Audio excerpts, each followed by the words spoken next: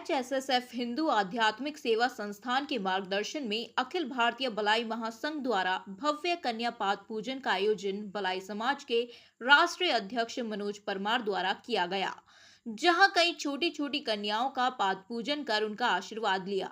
बताया गया कि कई संस्था द्वारा 1 लाख कन्या का पाद पूजन किया जा रहा है, उसी का यह छोटा सा आयोजन है। आयोजक बलाई महासंघ के राष्ट्रीय अध्यक्ष मनोज परमार ने मीडिया से चर्चा में बताया, मां की आराधना का पर्व में कन्याओं के पूजन का सौभाग्य प्राप्त होना हर किसी की किस्मत में नहीं होता।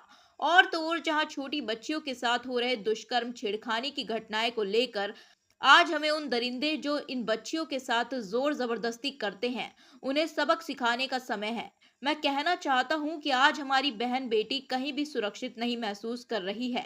हमें इन बहन बेटियों को हाथ में तलवार लेकर मां दुर्गा चंडी का रूप धारण करने के लिए प्रेषित कर रही है। मैं उन सभी माता पिताओं से निवेदन करूंगा कि अपनी बच्चियों को इस तरह साहसी बनाएं कि वह इन सब परिस्थितियों में डटकर सामना कर सके। पाठ पूजन किया गया है, किस तरीके से कहा जा रहा है और संघ की नवगठित इकाई हिंदू आध्यात्मिक सेवा संगठन के माध्यम से संपूर्ण इंदौर में 1 लाख से अधिक कन्याओं का पाद पूजन होना है।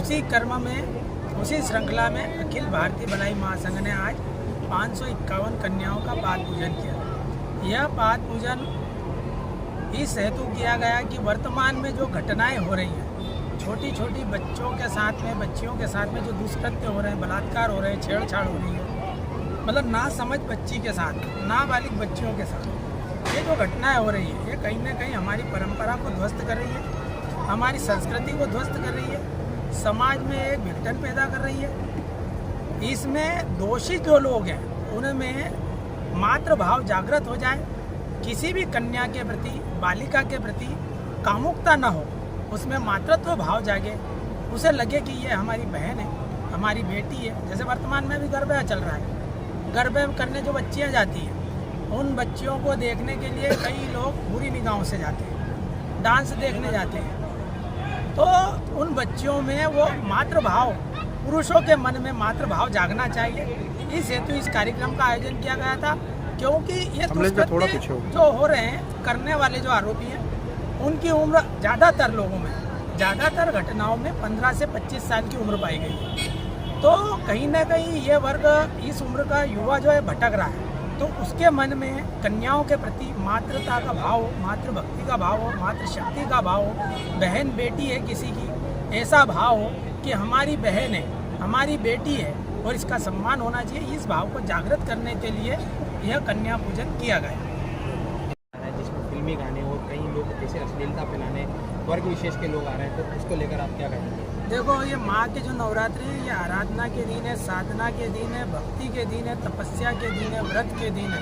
माँ को प्रसन्न करने के लिए 9 दिन होते हैं और इस 9 दिनों में जो अश्लीलता फैलाता निश्चित ही वो है तो बहुत बड़ा पापी, किंतु इसको रोकथाम जो नहीं कर रहे हैं, ये उससे बड़े पापी है।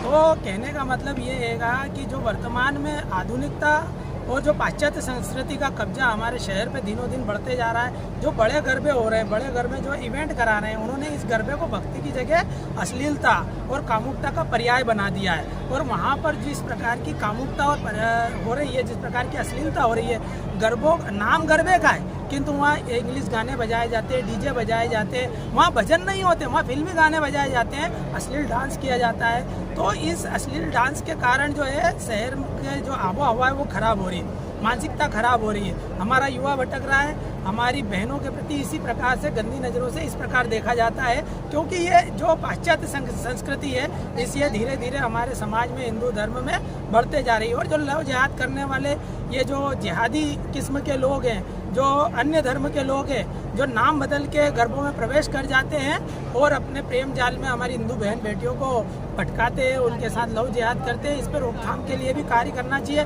किंतु ये इवेंट बंद होना चाहिए। ये गरबा जो है भक्ति का उत्सव है, तपस्या का उत्सव है, साधना का उत्सव है, ना कि अश्लीलता का उत्सव है। ना कोई डिस्को थीम है, ना कोई डिस्को थेक है और ना कोई फिल्म है, ना कोई पिक्चर है। ये केवल माँ की आराधना का उत्सव है, इसलिए केवल और केवल माँ की आराधना और साधना होना चाहिए। भैया, अभी नशे को लेकर भी जो अभियान चलाया जा रहा है, नशे को लेकर अभी केवल एक ही क्षेत्र में अभियान चला है माननीय श्री कैलाश जी विजयवर्गीय भाई साहब के द्वारा। ये नशे के खिलाफ सभी विधायक उठकर एकजुट हो जाना चाहिए और इंदौर शहर में तो नशा बिकना ही नहीं चाहिए, किसी भी हालत में बिकना नहीं चाहिए, क्योंकि नशा ही बुराई की जड़ है। नशा व्यक्ति का बुद्धि भ्रष्ट करता है और बुद्धि भ्रष्ट होने के साथ वो कामुकता की ओर जाता है और कामुकता जब उसके दिलो दिमाग पर चढ़ जाती है वो दुष्कृत्य करता है, बलात्कार करता है और घनघोर पाप करता है, जिसका आरोप उसके कारण उसका पूरा परिवार झेलता है। तो इसलिए नशा तो पूरी तरह से बंद हो जाना चाहिए और मोबाइल से पोर्न फिल्म, पोर्न वीडियो, अश्लीलता पूरी तरह से बंद होना चाहिए। ऐसा मैं आपके मीडिया समूह के माध्यम से आम जन को भी कहना चाहता हूँ और अधिकारियों को भी कहना चाहता हूँ। जो सनातन धर्म की संस्कृति विलुप्त होती जा रही है और हिंदुओं द्वारा, तो उसको लेकर आपकी तरफ से क्या कार्रवाई की जाएगी? किसी तरीके प्रशासन को या पार्टी प्रशासन को जगाया? धर्म को कुछ लोगों ने पेशा बना लिया, धर्म के कुछ लोग ठेकेदार बन गए जिन्होंने गरबे को इवेंट बना रखा है। वो पैसे से पास देते हैं और गरबा कराते हैं। एक बात बताओ, माँ की आराधना के लिए कोई पैसा लगेगा? माँ को साधने के लिए, उसकी साधना के लिए, उसे प्रसन्न करने के लिए कोई पैसा लगेगा? किंतु उन लोगों ने हाई प्रोफाइल गरबे कराते हैं और वहाँ से जो गंदी मानसिकता पैदा होती है वही सनातन को नुकसान पहुँचा रही है, हमारे हिंदू धर्म को नुकसान पहुँचा रही है। तो जो ऐसे लोग हैं, तथाकथित जो लोग ऐसे इवेंट करते हैं, उन पर कठोर कार्रवाई होना चाहिए, उन पर कड़ी कार्रवाई होना चाहिए।